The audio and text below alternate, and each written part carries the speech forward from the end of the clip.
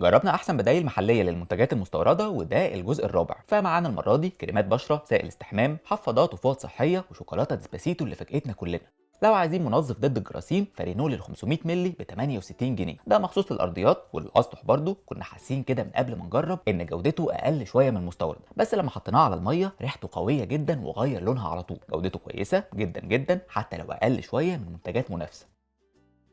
ده بقى غسول ومزيل ميك اب من ايفا 150 مللي ب 47 جنيه، مكتوب عليه انه غني بالجليسرين للبشره الجافه. بناء على تجربه شخصيه البنت من التيم عندنا، بينظف البشره كويس وريحته حلوه جدا، مش بيعمل كمان التهابات خالص. اللطيف برضو ان ايفا بتعمل تقريبا كل منتجات العنايه بالبشره، يعني لقينا كريم مرطب بالكولاجين ده ب 63 جنيه. برضو حد من عندنا جربه وقال انه بيحسن الفاين لاينز، البشره بتمتص بسرعه وبيسهل ثبات الميك اب. في كمان كريم وش عادي خالص ب 45 جنيه، 7 في 1، مليان فيتامينات، بيرطب، بيوحد البشره وبيقلل المسام.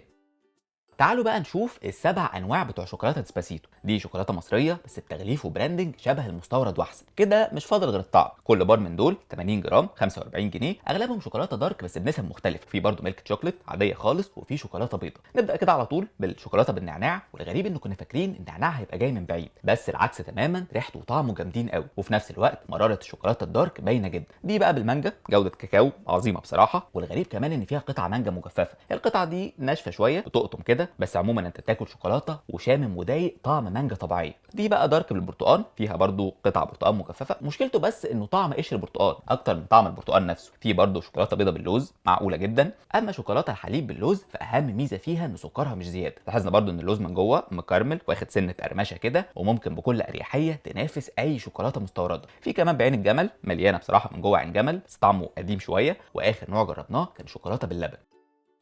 بالنسبه لصابون الايد فريفولي من شركه ارما، مصريه عربيه 100%. العبوه دي 450 مللي ب 46 ونص، وفي منه روايح وانواع كتير. اللي معانا ده مثلا عود عربي، قوامه متوسط، مش تقيل ومش خفيف، ريحته حلوه ويعتبر بديل مناسب جدا.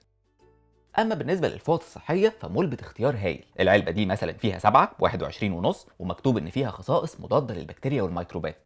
لو عايزين حفاضات اطفال فنفس شركه مولبت بتعمل مولفكس، منتج كويس جدا، ناس كتير بتستخدمه لاولادها. فيه 3 درجات امتصاص وبيقلل الالتهابات. الاستيك بتاعه من جوه كويس جدا، وفي نفس الوقت خفيف مش هيعلم في جلد الطفل. ده غير برضو ان الحفاضه نفسها طريه جدا وناعمه.